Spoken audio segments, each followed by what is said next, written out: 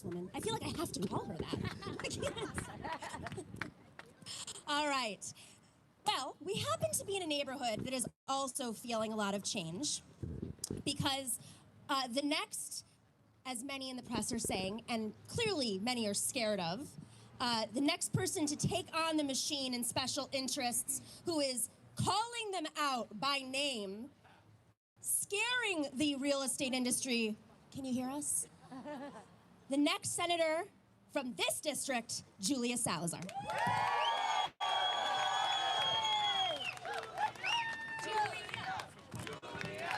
Julia.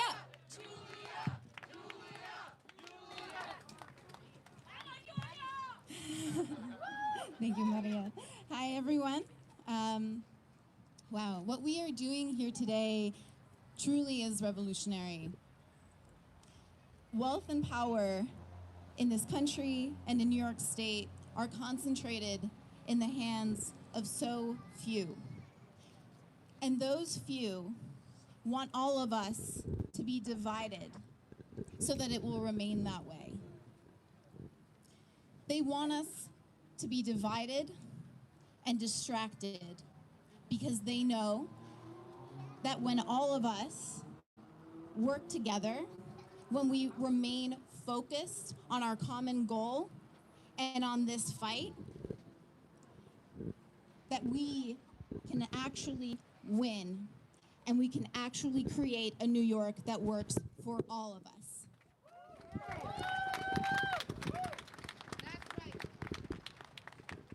We will not be distracted and we will not be divided. Instead, we are here today because we are unified.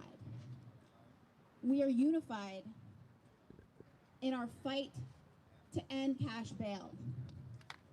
We are unified in our fight against the exploitation of workers.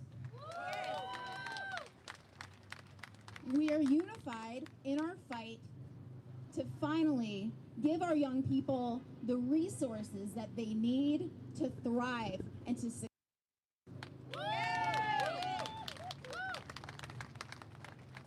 We are unified in the fight to get corporate money and real estate money out of politics in New York State.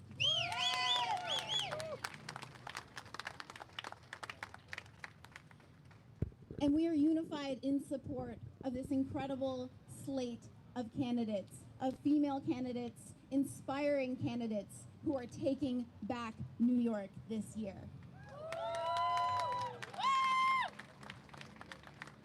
It is why we are all out here today.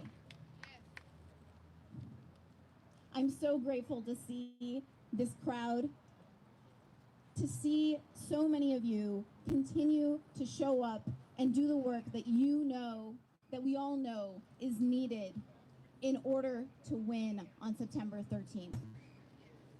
We know that it is going to take all of us knocking on doors and having meaningful conversations with our neighbors, talking about the issues that are affecting our everyday lives. When we do that today and every day through September 13th, we know that we can win. I'm so grateful to be in this movement with all of you. Thank you.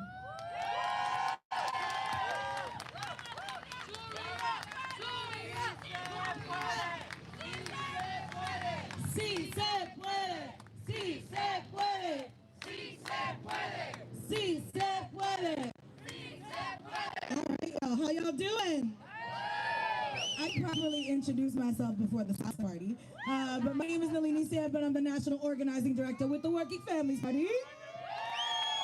Happy to be here. I'm someone who I've been happy to stand by in the struggle, who has fought for things alongside many city council members, who's led the Progressive Caucus in the city of New York. I just want to have a warm welcome for City Council Member Brad Lander. Let's hear it for Nalini. It is really an honor to follow this powerful set of women up to this stage because, look, it is women, especially women of color, who are leading the way and making change in America at this moment, and it's an honor for all of us to get to follow them at this time. Thank you guys so much. I'm New York City Council Member Brad Lander, and I'm really proud to join you guys in this fight, in this campaign. I want to start by talking about the state senate, about Julia's state senate race, because when I was running for city council in 2009, I filed an affidavit brief in support of New York City's really good campaign finance laws to restrict contributions. And unfortunately, on the other side, a brief was filed. And I want to see if you can guess who filed the brief that said the following: I would like to solicit and accept contributions in excess of $250 from those having business dealings with New York City. I expect that I will receive a substantial portion of my financial support from those having business dealings with the city. I also expect that I would receive substantial support from limited liability companies, partnerships, and limited liability partnerships if the court allows them to continue to contribute. Any guesses on who filed that affidavit with the court? Not too hard. You got to say this, at least he told us. All right. I want to mention one more thing, since I'm honored to be up here as one of the few men on this stage. I want to give a plug briefly to my dear friend Jumaane Williams, who's running for lieutenant governor. Oh, all right, we got him coming soon. He is an incredible part of this ticket, but you may have seen when in a recent debate, his opponent, the current lieutenant governor, was asked and could not come up with one single time when she had spoken to the governor or changed his mind on something that he wasn't doing right. And so I thought we could make a little list of things that she might have spoken up about. Like this yesterday, she might have said, maybe don't open the Tappan Zee Bridge before it's ready and might collapse into the Hudson River. Maybe not with that. Maybe don't be the person who has taken the most LLC contributions in the history of the world, more than the next 5 largest candidates combined. Maybe don't be the person who fails to ride the New York City subway since 2016. If you're not actually going to care about the subway, Governor Cuomo, she might have said, you might at least pretend to care about the subway. We could make a lot longer list, but I think we know we have the possibility at this moment by electing Cynthia Nixon, by electing Jumaane Williams, by supporting this incredible slate of candidates out here to make real change. I am really grateful that you're out here. I'm even more grateful you're knocking on doors and making phone calls and telling your neighbors and posting so we make a powerful wave of change on Thursday. And I just want to end with this.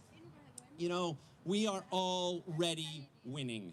The change that is coming, the change that Alexandria's victory represented, the change these candidacies represent, the narrative, the debate, the agenda for Albany next spring has been fundamentally changed because of what you are doing, because of what these candidates are doing on the most fundamental issues of our time, on health care for our people, on housing for our people, on good government, on public transportation, on public education, on the issues that mattered, that not just Republicans, but too many corporate and mainstream Democrats have let get pushed under the rug and be told to wait on the most important issues of our time because of the courage of these candidates and because of you getting out in the streets. We are changing the agenda. We will win on those issues because of these campaigns and because of your hard work. So I just want to say I am grateful to be part of this movement with you. I am grateful to support these tremendous candidates. Thank you so much for getting out in the streets from now till Thursday. We're winning. Thank you. Thank you, Councilman. So let's go back about a year and a half ago when just 4 months after somebody was elected that I won't name, we had something revolutionary happen out in Long Island, which was once said to be Republican territory. Within 4 months of so-and-so's election, where he won that district, you had a teacher, an organizer, step up in a special election in that assembly district and flip that Republican district 40 points to become a Democratic Assemblywoman from Long Island, Christine Pellegrino. And a proud Our Revolution candidate. Thank you, Nomi.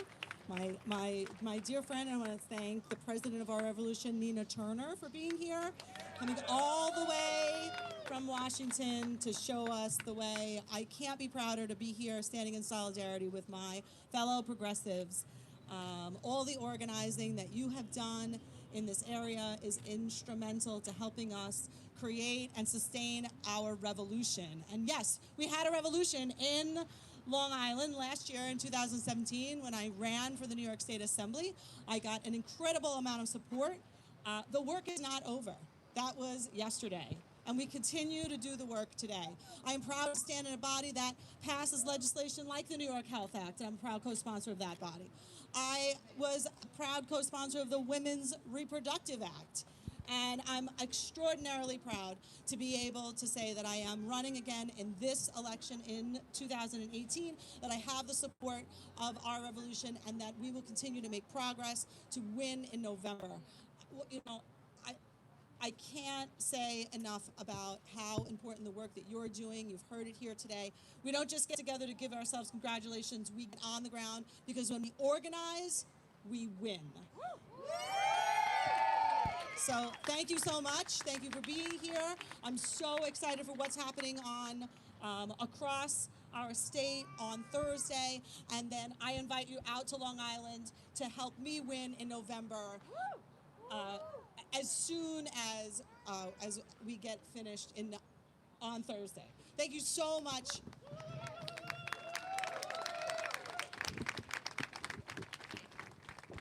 Thank you, Assemblywoman. All right, how are we feeling? This stage it looks stronger than it is what I'll say. You can do it, come on. We will carry you up, because that's what this movement is about. Or you can come in front. Do you want to come in front? All right, so you guys know about this IDC thing, right? Tell me, do you know about the IDC? Raise your hand if you don't know about the IDC. Oh, I love that. No, it's okay, because we'll tell you. But I also love how many people know about the IDC when they operated sort of in the open but shadows for so long. The IDC is the Independent Democratic Conference that sort of still exists. It's 8 Democratic senators who, elected in Democratic districts, have been working and caucusing with the Republicans, handing the state Senate to the Republicans. Why? Well, our next guest is challenging one of the key IDC members from Staten Island and Brooklyn, Senator Diane Savino. Whip his ass. Hers. And she is. Jasmine Robinson has an incredible story as to why she stepped up and ran. And really, I mean, it is a feat to take these people on, because they have a lot of money. So let's elect Jazzy Robinson from Staten Island. Thank you. I'm proud to be here today to represent Staten Island and South Brooklyn. Thank you very much for having me here. I'm in awe to be with these amazing, dynamic activists. So for those that don't know me, kind of know me, my name is Jazzy Robinson. And I'm gonna tell you a little bit about me. I grew up in a single-parent household in the Bronx. And after my parents' divorce, it was very hard. We existed off of one income. And oftentimes, my mom had to decide whether or not she was going to pay for my sister's medical bills or pay for a household bill. And no family should have to struggle, have to make that kind of sacrifice. I put myself through school. Despite the hard knocks, I worked very hard. And I graduated from college with a degree in political science.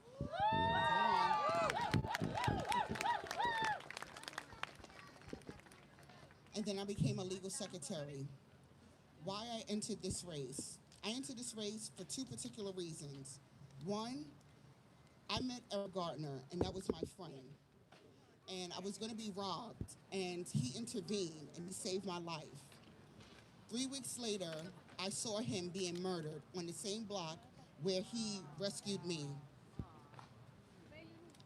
And as he walked me home, he said, he asked about me, what did I like to do? And I told him, I'm very involved in politics. And he said, do you think you're going to run one day? And I said, no. I said, they're not ready to me. I'm too real. I'm too bold. They're not ready for me. And he said, you know what? He said, little sis, you make them ready for you. So we're going to fast forward to earlier this year. I attended, unfortunately, the vigil of his daughter, Erica Gardner. And at this vigil, I saw people crying, people feeling sad, people saying that politics is a politics. The only time politicians come around is when they want a photo op. They don't care about our community. They don't care about the working class. They don't care. So, with limited resources, I decided to enter this race. And I like to say this. Shirley Chisholm, that's a revolutionary woman. She said, do not listen to the little voice inside, She said, don't listen to the naysayers that say, no, you can't. Listen to the voice inside of you that says, yes, I can. And that's why I'm in this race. I'm in this race because it's long overdue that women of color, especially black women, and I'm proud to be black and Cuban. So to my that's right, si se puede, that's right. You gotta support your Afro Latina up here. You guys, yes, baby. Cia Cruz, right? That's right. But more importantly, people say that black women are the backbone of the Democratic Party. But where is the support? Where's the resources when we want to run? When we want to challenge the system, it's non-existent. So we have to change that. We have to let women know, especially our black women know, especially women of color know, to let them know that they can too enter the political arena. It's long overdue. I'm gonna say it again.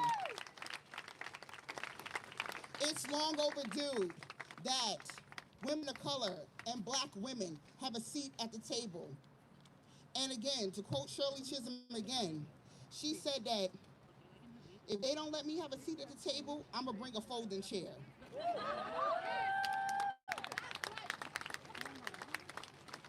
So I'm bringing my folding chair. And I'm having my seat at the table.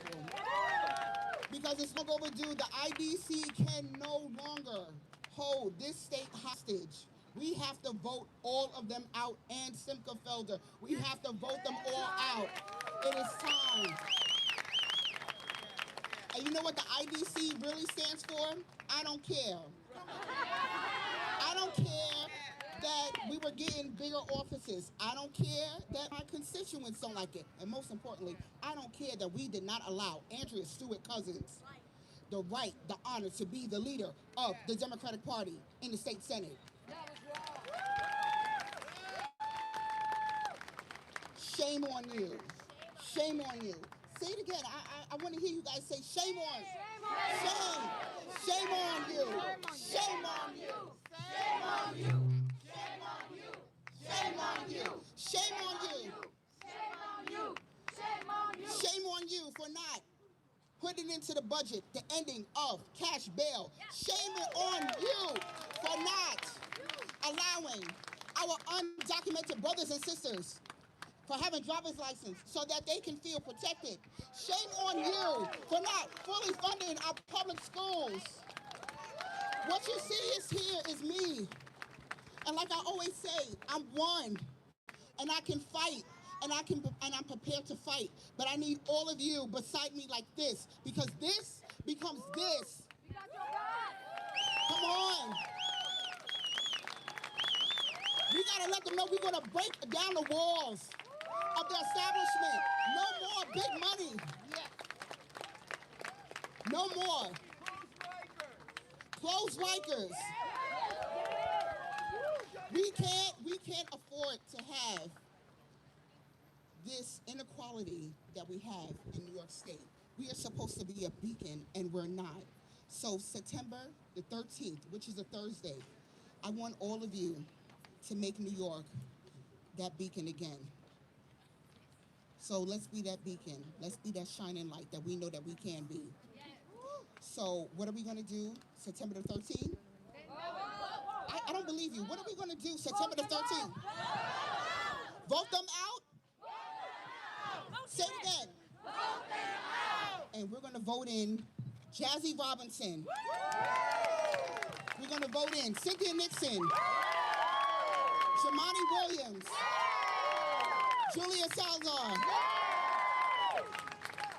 And the rest of the no IDC challenges and the rest of the progressive challenges that we are putting it on all on the line for all of you. Thank you.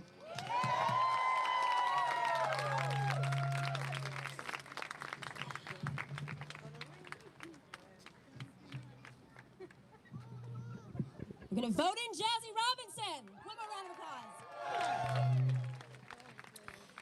So you guys may have heard about this thing called democratic socialism. You guys know about DSA? Show some love for DSA. I see a lot of red shirts in this crowd. Here to introduce and talk a little bit about DSA is the co-chair of New York City DSA, Bianca Cunningham. Come on up.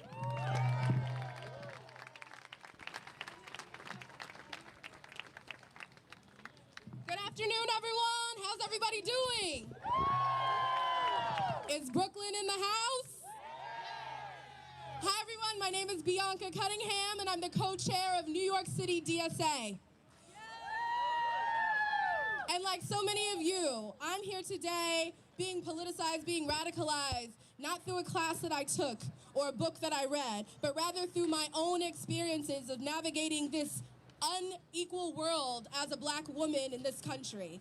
I have come to politics through my own experiences, whether it was 4 years ago when I was fired for organizing and trying to form a union with my coworkers in South Brooklyn, or whether it was 4 months ago when I saw my neighbor, Sahid Basil, who suffered from mental illnesses, be murdered in cold blood in Crown Heights by the NYPD.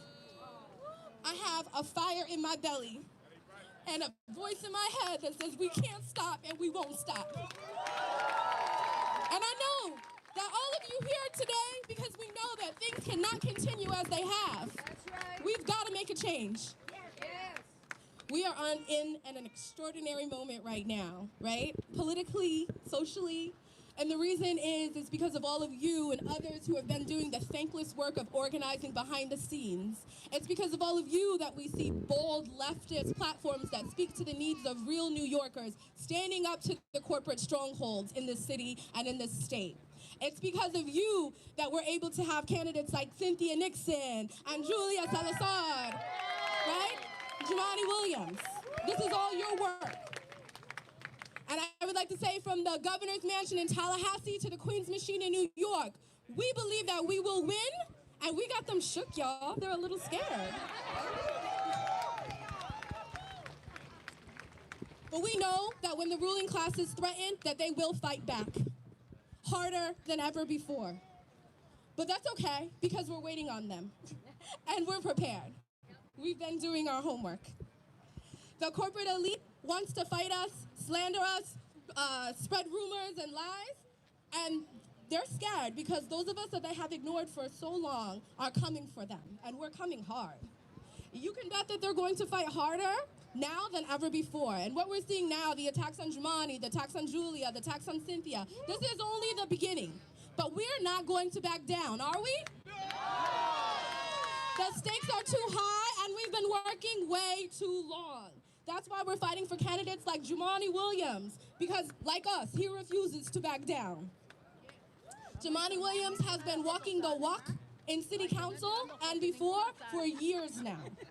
When the Right to Know Act was close to failing in city council and they were trying to keep supporters out of City Hall, Jumaane did not back down. He worked overtime to make sure that New Yorkers filled the halls in the city so that elected officials will have to come face to face with their own constituents. Okay. When ICE tried to deport immigration activist Ravi Ragbir, Jumaane put his body on the line alongside activists in the community, even getting arrested in the process. Jumaane has been on the front lines of movements like Occupy Wall Street, calling himself a democratic socialist since before it was even cool.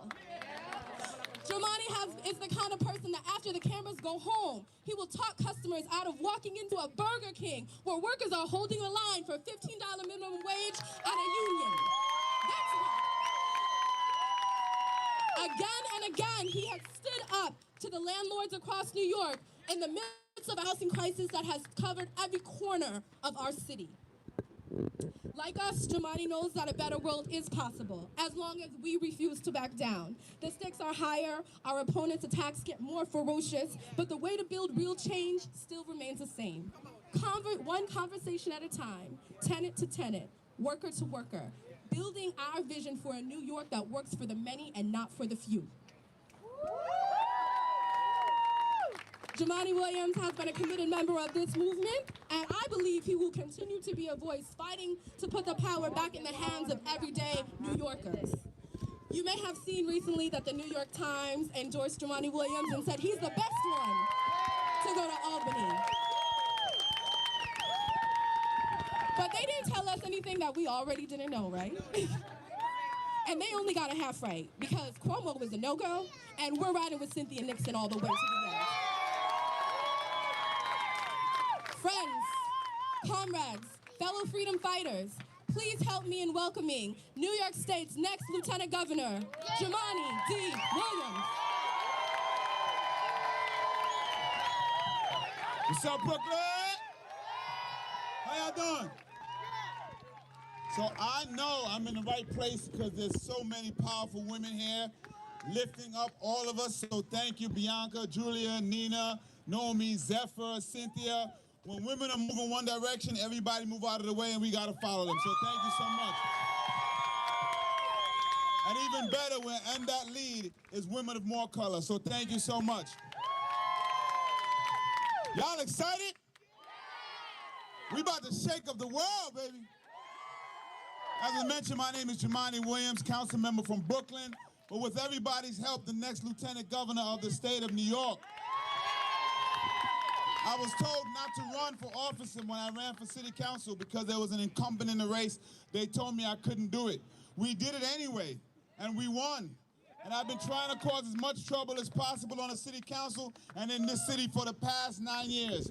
I was told that I was too much of an activist. I was told I had to choose between being an elected official and an activist, and I said, no, I'm both, and I adopted both.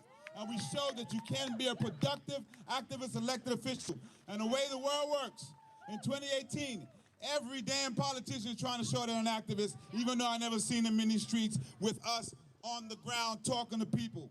Activist is the only way things get done. Activist is the only way things will get done in the future. We don't want people who respond to the wins like the governor, like Hochul.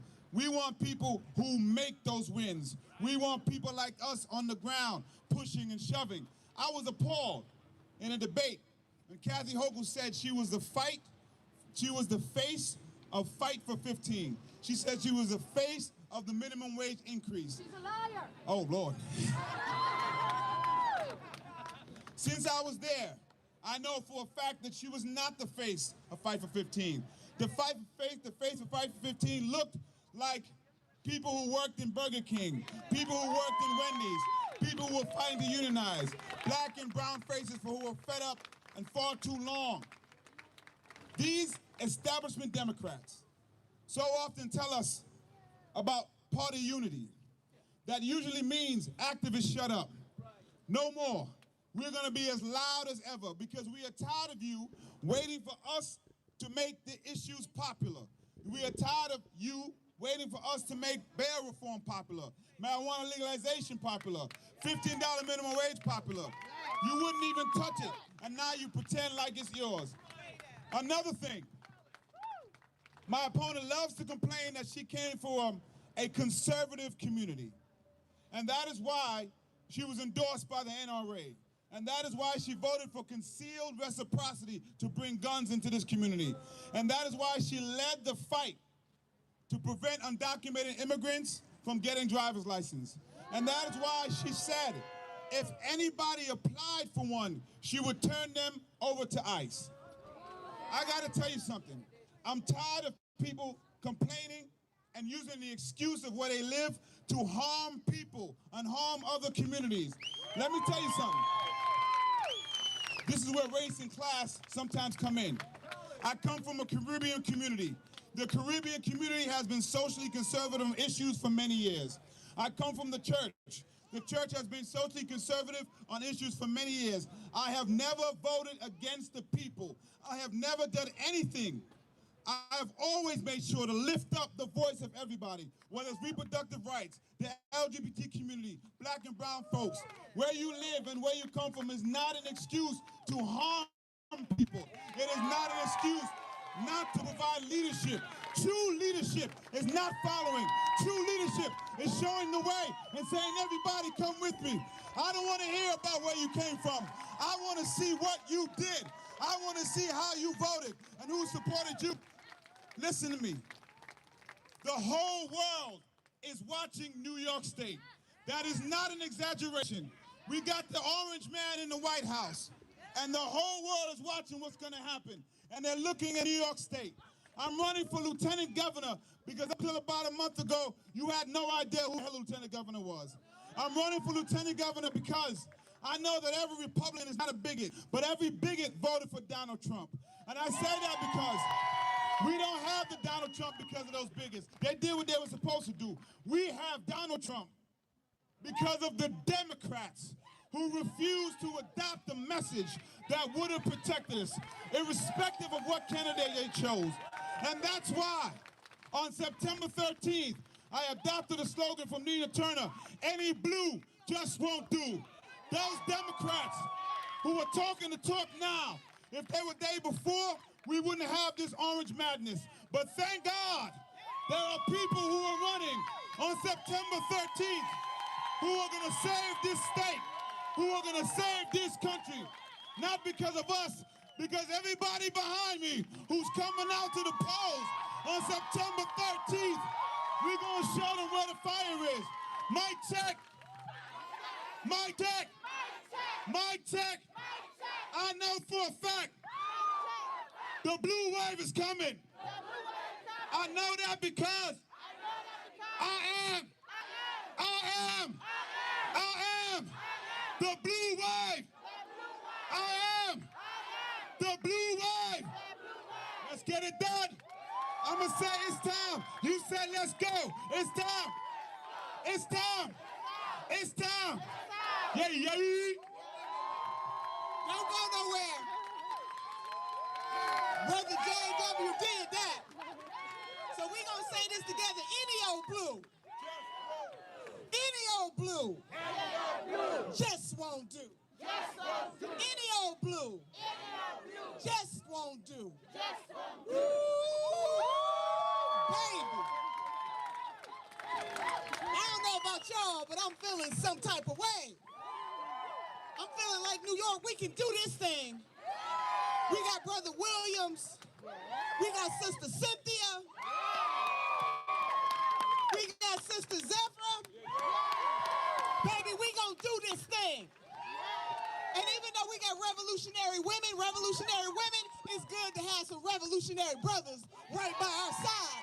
Can we get an amen? Any old blue just won't do. Any old blue just won't do. I got to get my sisters up here. I want Jay to stay up here. They don't know I'm doing this, but it's somebody's birthday today. It's come on. I'm breaking it up. It's somebody's birthday today. Sister Cynthia, come on up here. Sister Jazz, come on up here. It's somebody's birthday today. He hails from the great state of Vermont. He shook the world in 2016. He's showing the world that age ain't nothing but a number. I want us all, New York, to join in and wishing Senator Bernie's son a happy birthday. Can we sing it together? Happy birthday to you. Yes. Happy birthday.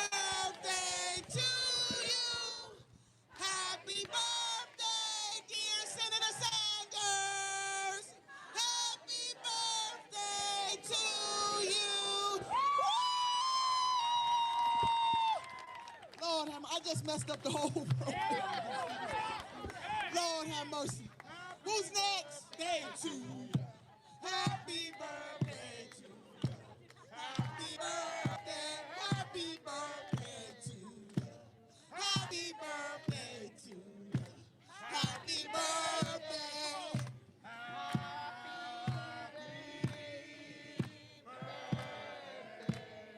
Yeah. Come on.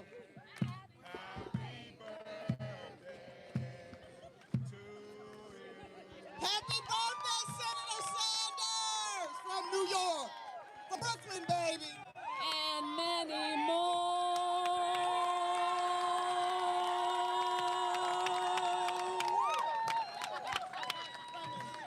We got to sing it in Spanish, too.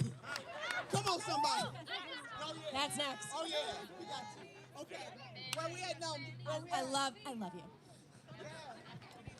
I heard that Governor Cuomo's having an event right now. Yeah, it is not like this event. I'm watching those tweets. Reporters are falling asleep. They can hear us from over there at his event with all his paid volunteers. Sorry. So, Nieves, are you ready? To introduce our next Attorney General of New York, we have Make the Road Action member Nieves Padilla. Thank you. How is everybody doing today? Good afternoon, mi gente. Buenas tardes. ¿Dónde está mi gente de Make the Road? Mi gente de NYCC. ¿Dónde está la comunidad unida? So where's Make the Road? And where's NYCC? And where's my community that's united? Hola, ahora la voz latina. Mi nombre es Nieves Padilla. Soy organizadora, coordinadora de Se Hace Camino en Acción.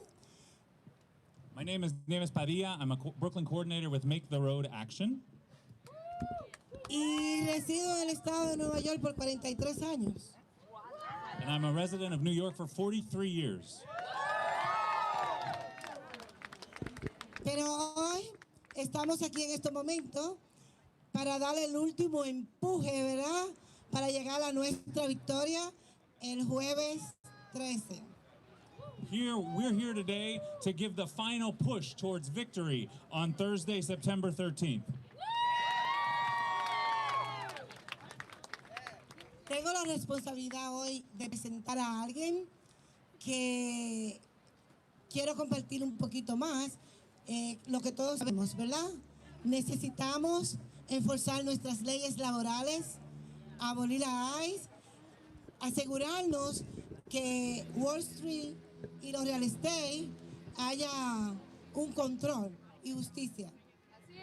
I'm here to introduce someone who stands with our community because she knows, and we all know, that we have to enforce workers' rights in this state, that we have to abolish ICE, and that we have to make sure that Wall Street and real estate are held accountable.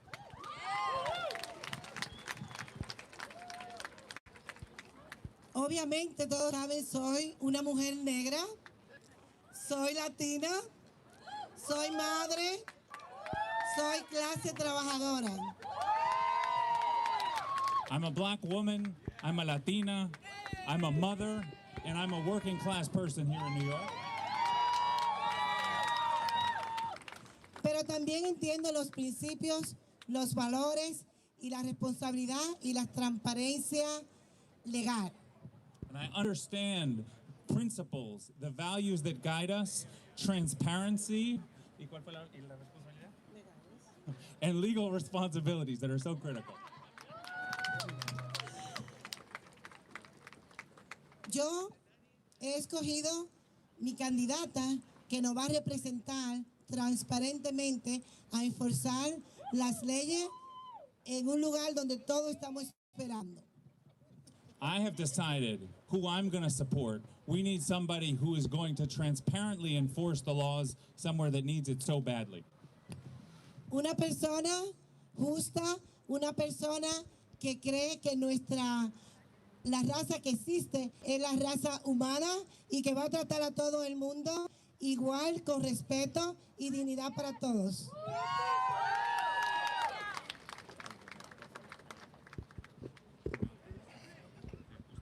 I stand with someone who is just, who knows that that we are united as the human race, and who's going to treat us all with respect and dignity. Sí.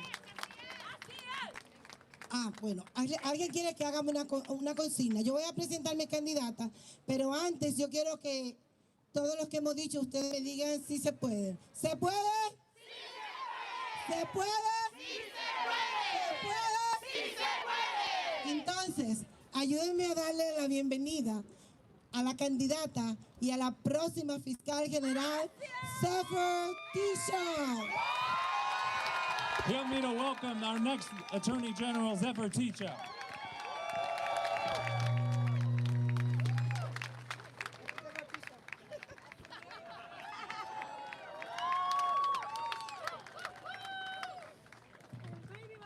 Thank you, Nieves. Thank you, Make the Road Action. Woo! We got 5 days left. You can hear I'm losing my voice.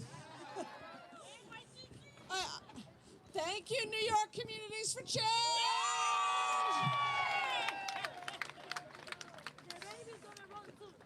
Thank you, Nina Turner. Thank you, Nomi. And my baby's dancing today. We love your baby too. You know, when you vote for me next Thursday, September 13th, you get 2 for the price of 1.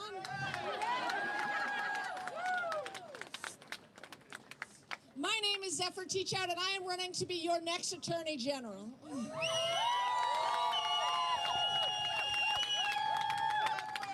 I started my career as a death penalty lawyer. I'm an anti-corruption expert, and I am running because the wrong people are in jail.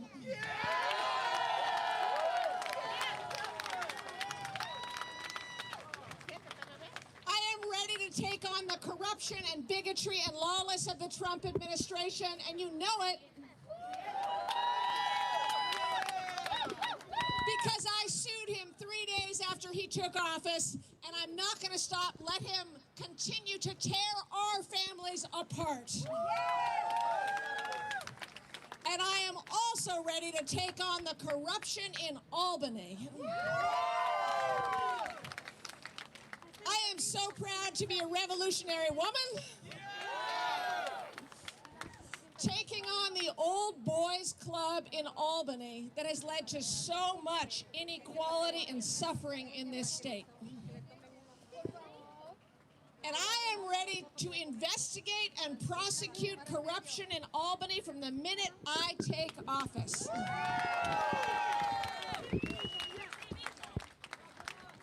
I'm independent, I'm not scared, and I have spent my life studying these tools, so I know which tools to use.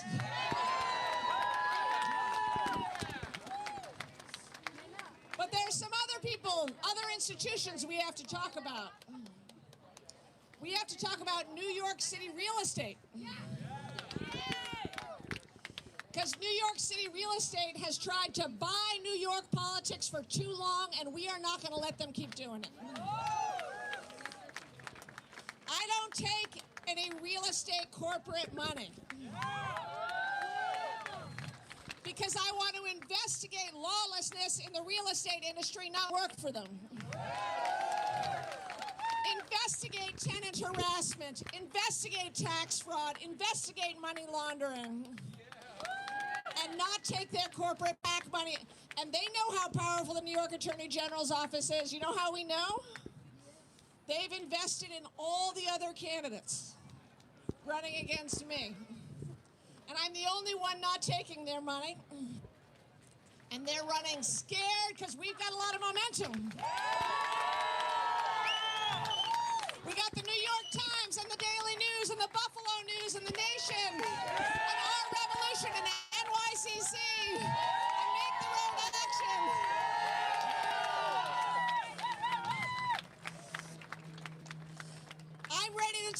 the pharmaceutical industry because I don't take money from them.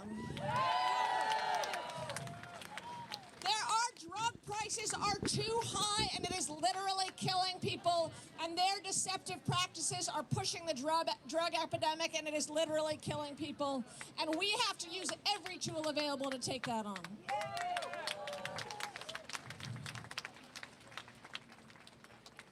And as your next Attorney General, I will tell you that ICE is a lawless agency and must be abolished.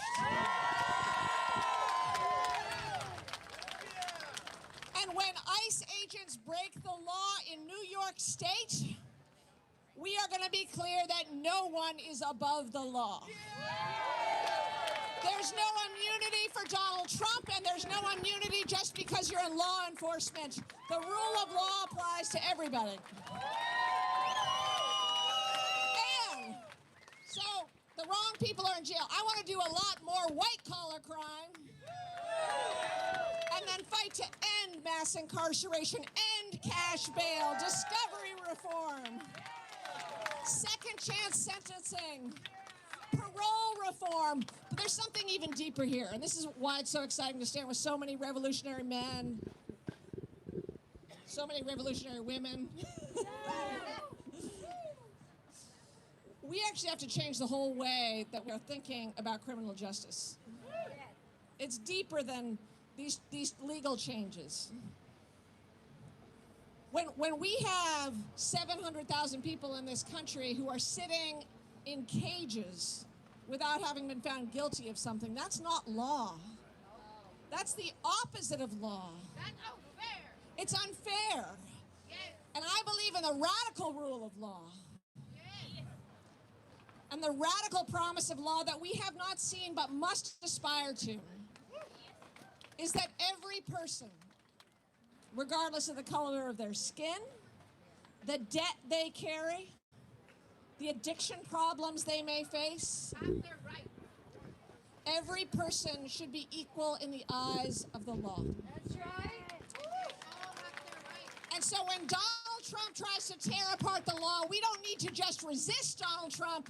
We need to build up what a true rule of law would look like. I'm not going to let Donald Trump tell me what law looks like. We in New York have to make that happen right here. Cut the incarcerated population in half.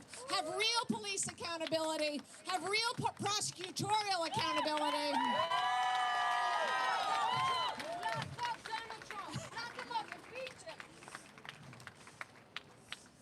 Thank you so much for being here. What are you going to do on September 13th?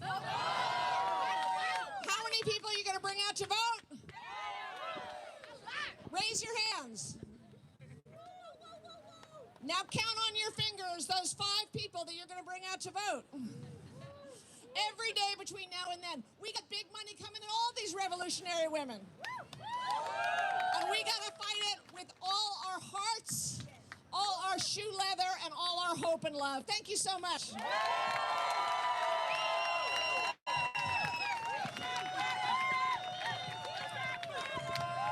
¡Sí se puede!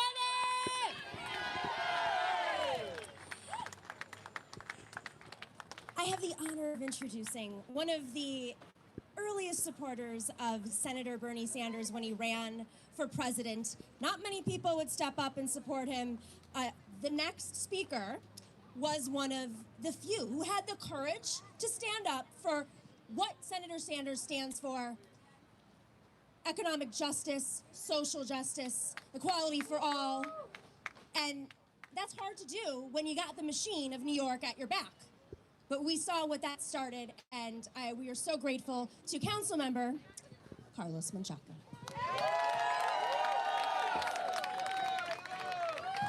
Hola, mi gente!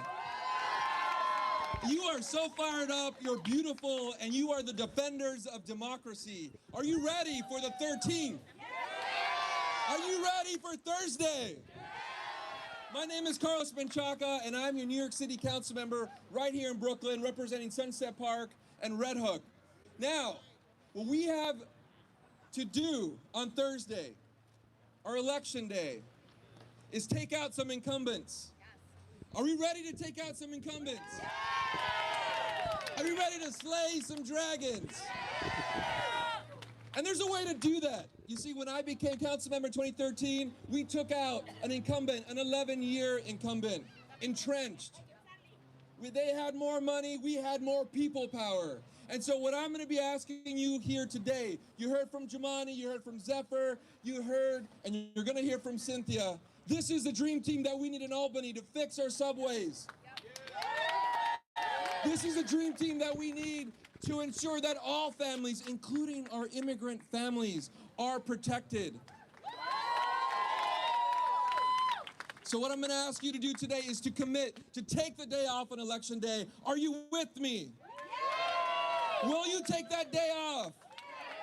So much of the work that's been done on the campaign trail is to identify people. That's how we won in 2013, to elect me, the first Mexican American in the entire city, to be representing our community, and the first openly gay legislator in Brooklyn.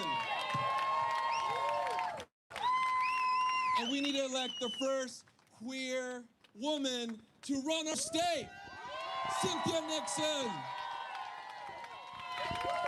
I don't only want you to take the day off on election day, I want you to take off a day before election day to get ready. Are you with me? Yeah. Will you do that? Yeah. That's how we beat incumbents, and that's how people power shows up. And finally, in dedication to my District 38, put another $38 in all of these campaigns. Are you with me? Yeah. And if you don't have $38, call someone who does. I know you know someone in your phone book. Thank you so much. That's how we're going to slay dragons, and I'll see you on the 13th for victory.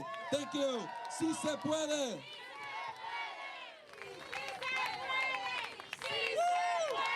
Si se puede. Sí se puede. Sí se puede. Just want to take a moment because this is a very special moment. You know, we're only 4 days away from the election, and the energy of this crowd, everybody's been standing here. It's not hot, it's been kind of raining, but we've been waiting because Senator Turner is about to come up and preach. I don't know how many of you have seen Senator Turner speak before, other than today. But we are about to feel it, because New York is ready for our revolution. New York is ready to shake up Albany. You ready, Senator? Senator Nina Turner, president of our revolution. Thank you. Sisters and brothers, and I'm gonna bring up Sister Cynthia. So I'm gonna yield a great deal of my time to her. We know what's on the line, all that we love. So as you're knocking on doors and giving your time, your talent, and your treasure, see, we got to put something on this thing.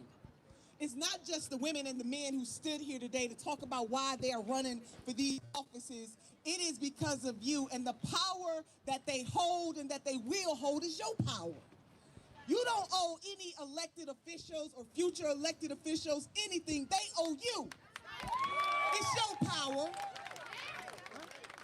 And the fact that we have folks who are standing in the stead on our behalf is a beautiful thing. So I want you to leave here knowing that titles are good.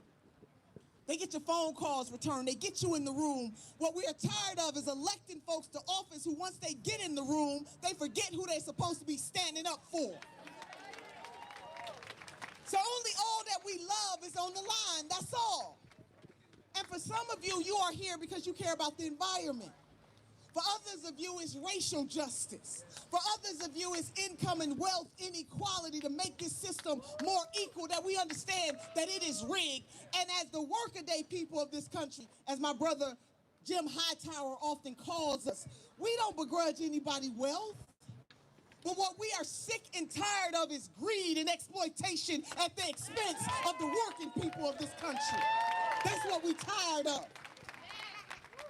And once we put people in office, if they won't stand up and do our bidding, then it is time for them to go. And that is what the revolution is all about. It is for us to dream bigger dreams. In the words of President Nelson Mandela, it always seems impossible until it is done. We can do this. Sister Zephyr was up here talking about why. Do you know that it does matter who we elect to office? It matters a lot.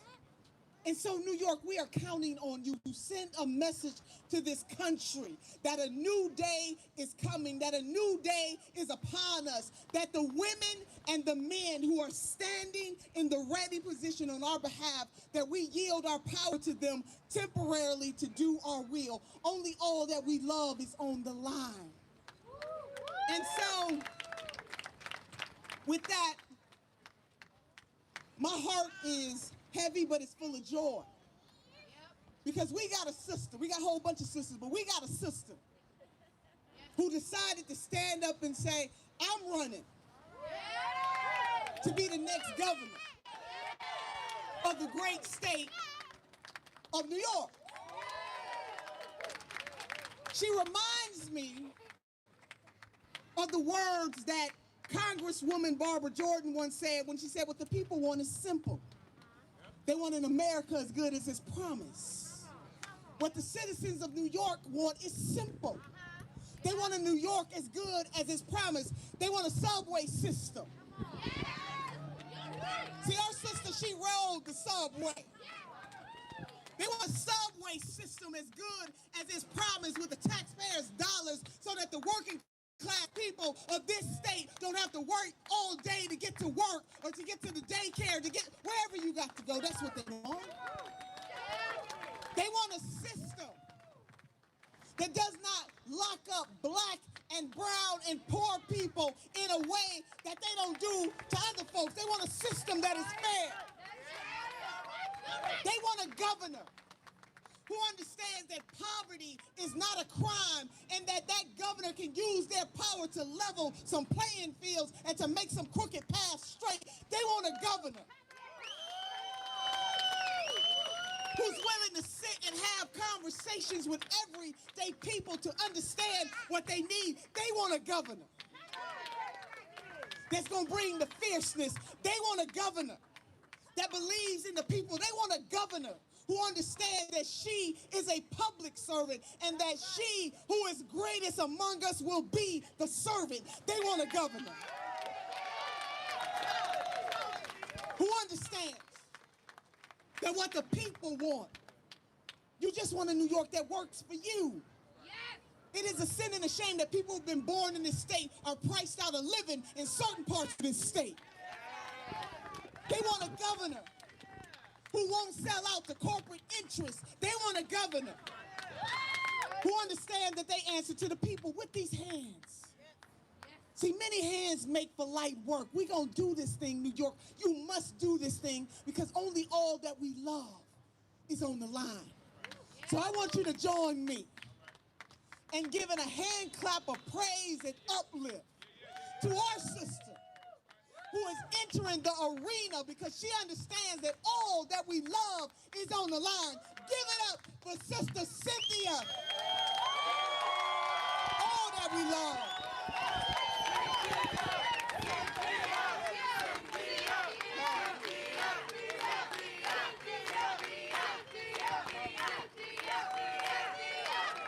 Thank you, Nina Turner.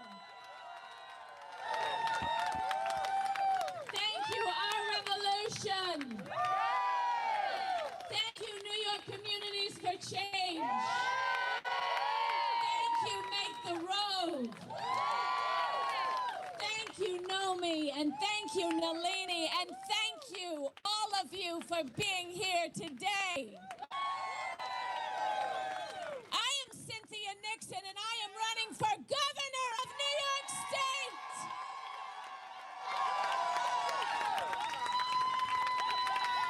I am running because I love New York.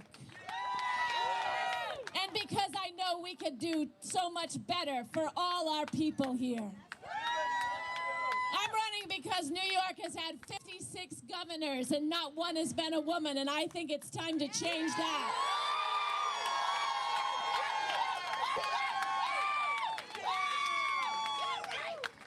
I am a lifelong New Yorker. I am a proud public school graduate. I am a prouder public school parent of 3 kids. Sam and Charlie and Max. They are 21 and 15 and 7. New York is the state where I started working when I was 12 in order to pay for college because my family warned me they weren't going to be able to afford it. It is the state where I've had my 40-long-year career, where I'm raising my kids, where I met and married the love of my life, my wife, Christine Marinoni. And where I have fought for LGBTQ equality and for women's rights and abortion rights, and where for the last 17 years I have fought for better funding and particularly more equal funding for New York schools.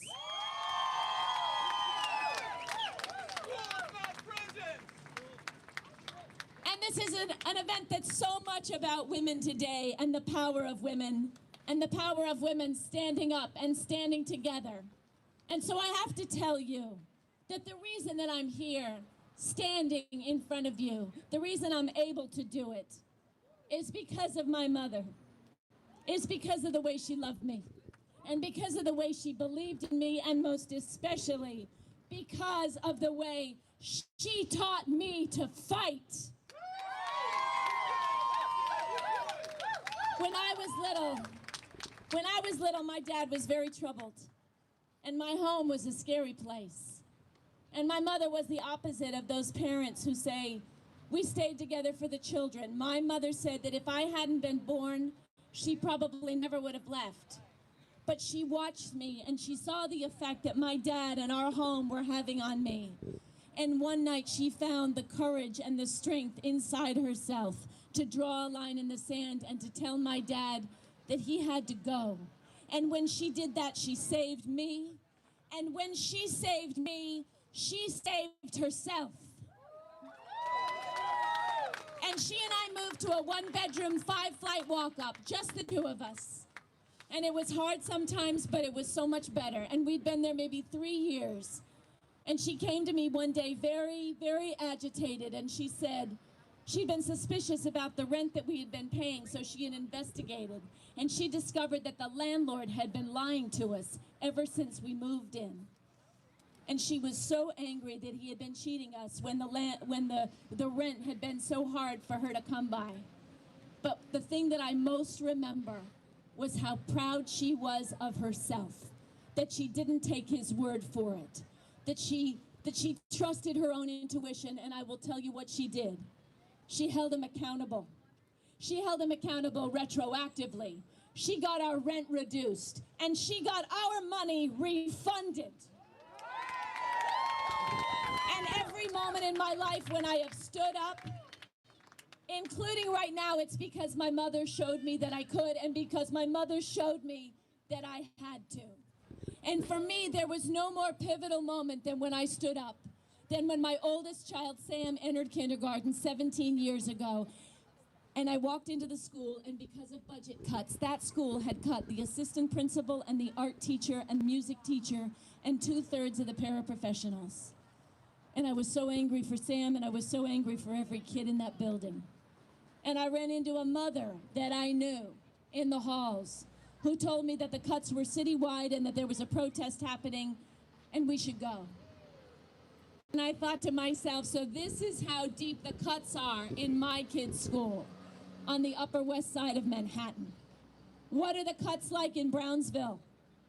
What are the cuts like in Mott Haven, in the Bronx? What are the cuts like in communities of color, where before the cuts, the schools are so deeply underfunded to begin with? And I went to that protest, and I held Sam in my arms, and I spoke about how angry I was that when the budget is tight, our schools and our kids are always the first thing on the chopping block. And I started going to protests, and I joined the Alliance for Quality Education. And I started organizing rallies, and we testified in front of the city council, and dozens of us got arrested. And the following spring, we beat back almost $400 million in budget cuts.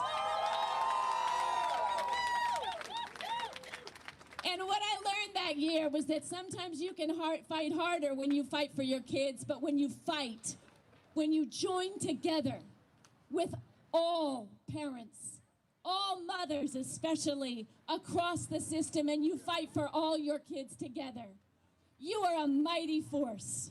You are a force to be reckoned with. And that's the kind of force we're seeing here in New York in 2018. Because New York schools are the second most unequally funded in the entire country. They've got a $10,000 spending gap per pupil between our 100 richest and our 100 poorest school districts, and that is unacceptable. In a school of 500 kids, that's a $5 million gap. In a school of 1,000 kids, that's a $10 million gap. And New York itself is the single most unequal state in the entire country. And that's not just because of Wall Street. That's not just because we have so many wealthy people here. It is because we have such deep, deep poverty. More than half of the kids in our upstate cities live below the poverty line. In New York State, how did we let that happen?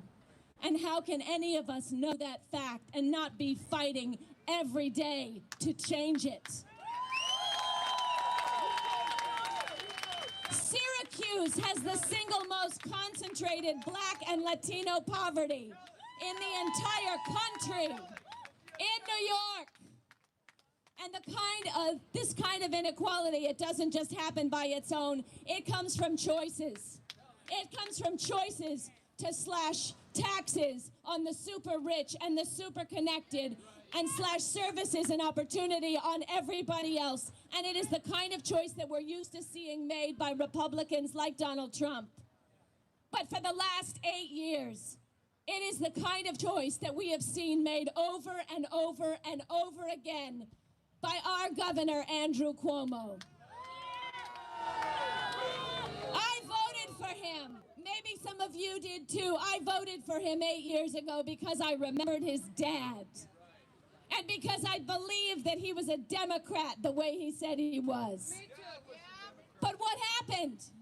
What happened since he's taken office? He seems to have forgotten that he's a Democrat. He has governed like a Republican. And he has handed over massive amounts of power to the Republican Party through allowing them to gerrymander their own districts, through the empowerment of the IDC.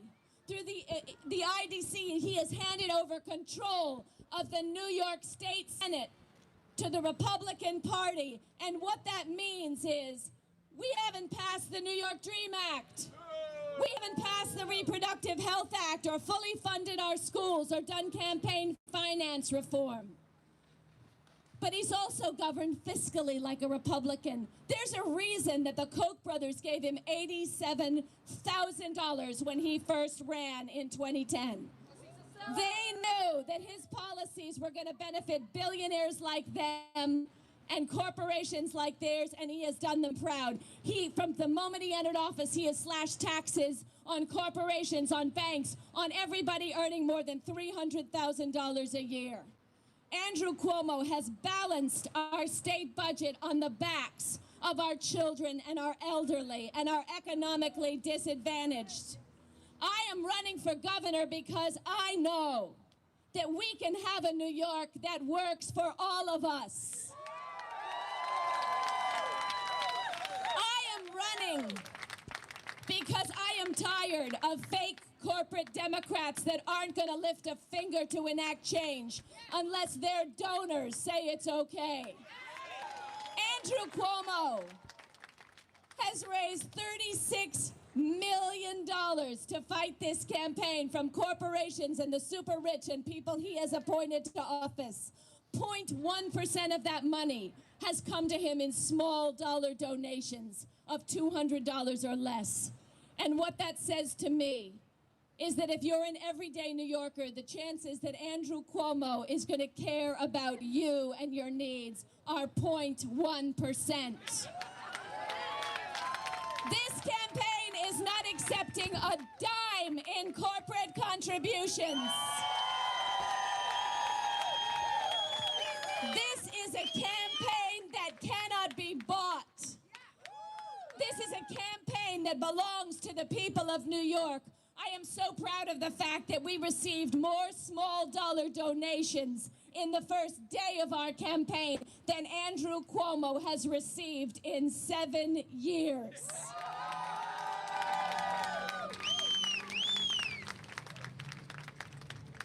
This is a David and Goliath type battle, don't get me wrong. We all knew that. We all knew that from the beginning. All of us insurgent candidates who are running knew that. But let me tell you, I wouldn't be running if I didn't think we could win.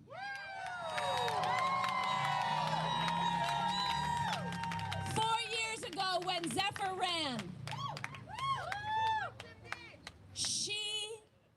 the media would not cover her. They would not put her on television until the last 2 weeks. She won 34% of the vote. We are going to hold on to that 34%, and we are going to build on it by expanding the electorate. Do you know what's happened here in the last 2 years? Inspired by Bernie Sanders and horrified by Donald Trump. 568,000 new Democrats have registered to vote here in New York. That's as many, almost as many as voted in the last election.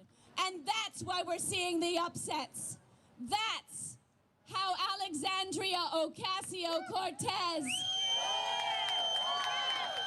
sailed into victory and showed us that despite the money, despite the establishment endorsements, that incumbents can fall. That's what happened in Florida 2 weeks ago when Andrew Gillum, who was at 11% and is now the Democratic nominee for governor of Florida. That's how Ayanna Pressley made such an upset in Massachusetts.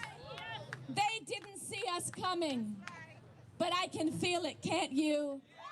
I can feel it, it's in the air. And there's a storm coming and a hard rain is gonna fall.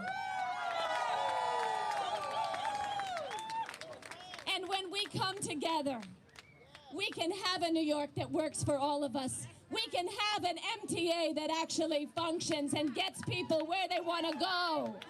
An MTA that's worthy of the city of New York. We can have universal rent regulation across New York State. We can have a Medicare for all single-payer system here. We can hold fossil fuel billionaires accountable when they poison our communities. We can enact a polluter's tax and we can use it to create 100,000 plus good jobs all across this state. We can legalize marijuana because first and foremost, it's a racial justice issue.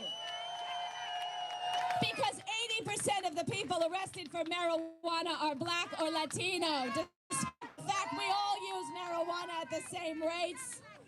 Using marijuana is something that has effectively been legal for white people for a long time. It is time to make it legal for everybody else.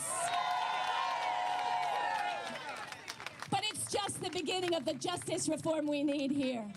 We need to hold police accountable. When we say Black Lives Matter, it can't just be a slogan. We have to actually mean it. We have to stop arresting people of color for minor offenses. And we have to ensure a right to speedy trial and discovery, and we have to end cash bail in New York State. We have to enact voting reform. We have some of the worst voting laws in the entire country, and campaign finance reform. We have to close that LLC loophole through which Andrew Cuomo has received $16 million. more than every single legislator in Albany combined. And we have to make New York a sanctuary state, not just rhetorically, but with policy. We have to pass the New York Dream Act. We have to pass the Liberty Act. And I promise you, on my first day in office, I will driver's licenses to every undocumented New Yorker. Not having a driver's license is the #1 way that ICE is coming into our communities, is tearing our families apart, is turning New York into a police state. If we care about protecting our immigrants, if we care about fighting back against the Trump agenda, there is no quicker, more powerful, more effective thing that we can do. This is a terrible moment in our country with Donald Trump in the White House. But in New York, we have a chance. We have a chance to say, not in our name. We have a chance to do what New Yorkers have done and to come together. We have always done this, come together to show the country that there is a better way, that there is a fairer way, that there is a juster way, that there is a more inclusive way. I don't know about you, but I'm tired of California getting all the glory. New York is the rightful seat of the resistance. And we have to elect more Democrats this year, but we also have to elect better Democrats. And this year in New York, we've got some better Democrats running. We've got some true blue Democrats running. And I want you to imagine waking up in 2019, not just with a Governor Nixon, a governor as progressive as New York itself, but with a Lieutenant Governor, Jumaane Williams.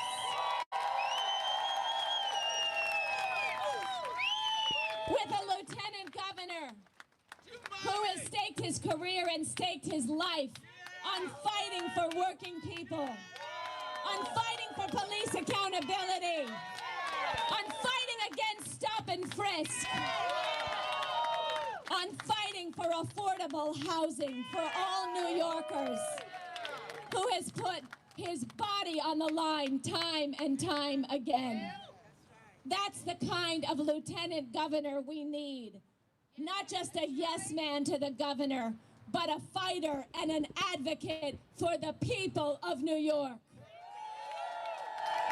I want you to imagine waking up in 2019 and Zephyr Teachout is our Attorney General.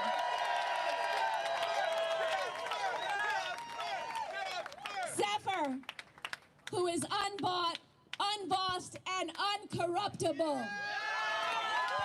Zephyr's the kind of Attorney General we need, not only to clean up Albany, which God knows needs some cleaning up, but to hold Donald Trump accountable. And I want you to imagine waking up in 2019 when those IDC members are history. When we have sent them packing. When we have said we are not going to stand anymore here in New York for people who talk like Democrats and act like Republicans and empower Republicans behind our backs and behind closed doors. It's a time of reckoning. It's a time of reckoning here in New York, and it's a time of reckoning in our Democratic Party. And I'm asking you, I know so many of you are going to canvass after this, and I thank you, because that's how we're going to win. Andrew Cuomo is on target to spend $25 million against me, and I'll tell you what that means. It means two things. He's got a lot of money, but he's really scared. He may 36 million at his disposal, but I've got you. So I want you to door knock. We've got 5 days. I want you to sign up. I want you to donate. I want you to do voter-to-voter texting. I want you to do phone banking. We can do this, but we can only do this if we as a people-powered campaign come together. There are thousands of progressives across this country who are running for office for the first time this year. And many of them are women. And I'm so inspired by them. And I am so proud to count myself among their ranks.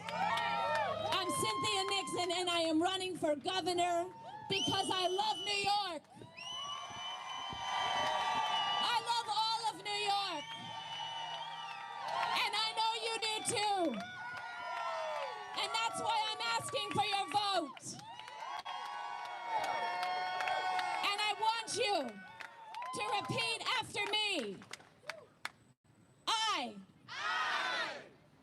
believe that we can win.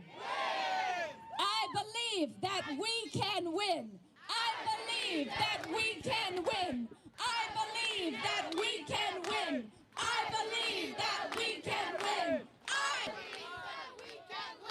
I believe that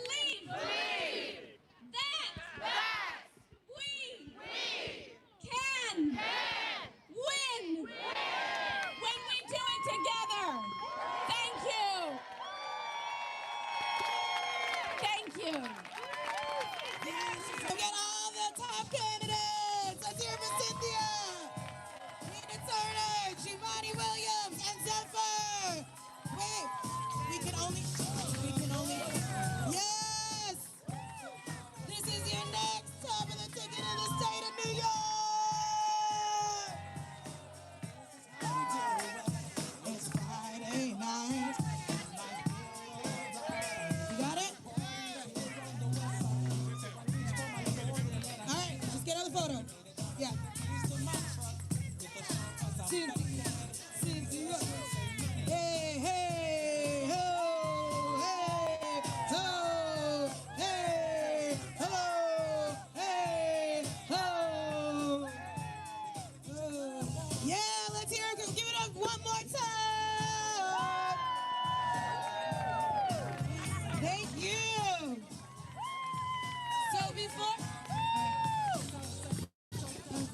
So before everybody, I know everybody's trying to get out, but we have people willing to canvass today. And so I'm gonna ask our folks to please, thank you. I gotta bring up somebody to do the canvassing training. Once again, give it up for Cynthia, Zephyr, Chelsea, and New